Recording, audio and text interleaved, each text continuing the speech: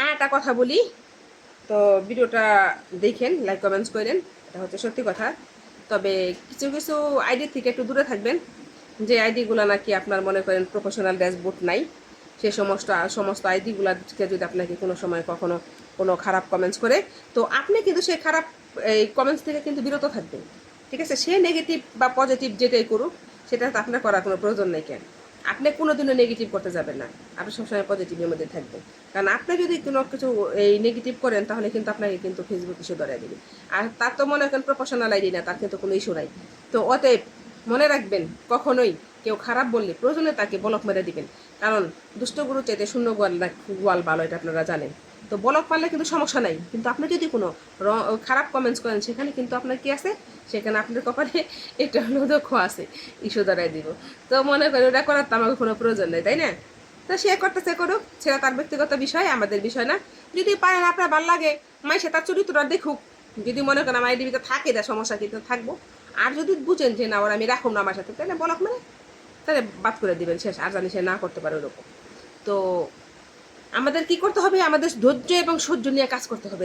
যার ধৈর্য আছে সেই কিন্তু ফেসবুকে কাজ করতে পারবো, আর যার ধৈর্য নাই সে কিন্তু ফেসবুকে থাকতে পারবো না। ফেসবুক বলেন, ইউটিউব বলেন, যেখানে কি এখানে ধৈর্যের খেলা। যার ধৈর্য আছে, বছরের পর বছর যারা লাইগা থাকতে পারবো, তারা কিন্তু সফলতা পাবে।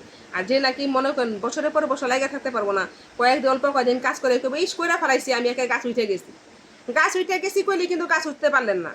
তো গাছে উঠতে গেলে আপনি কি করতে হবে, গাছে উঠতে গেলে আগে গাছে উঠতে জানতে হবে। যেমন সাঁতার শিখতে গেলে যেমন জলে নামতে হয়, তো ফেসবুকে ভিডিও বানাতে গেলে আপনি ফেসবুকে ভিডিও বানাইতে হবে, ভিডিও শেষ পর্যন্ত দিয়ে দিতে হইব, সারা দেবো না।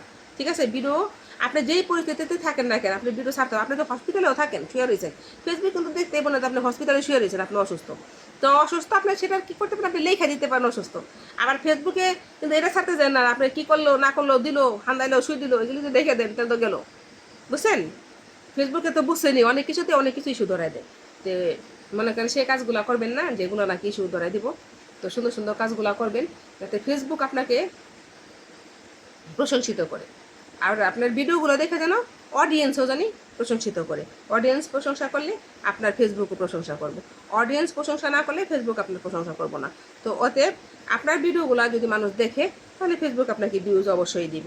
আর ফেসবুক যদি আপনাকে এই যতই মানুষের কাছে সাজেস্ট করে পাঠান, যদি মনে করেন মানুষ না দেখে, তাহলে তো আর আপনার ভিডিওগুলো কোনো লাভ হইতেছে না।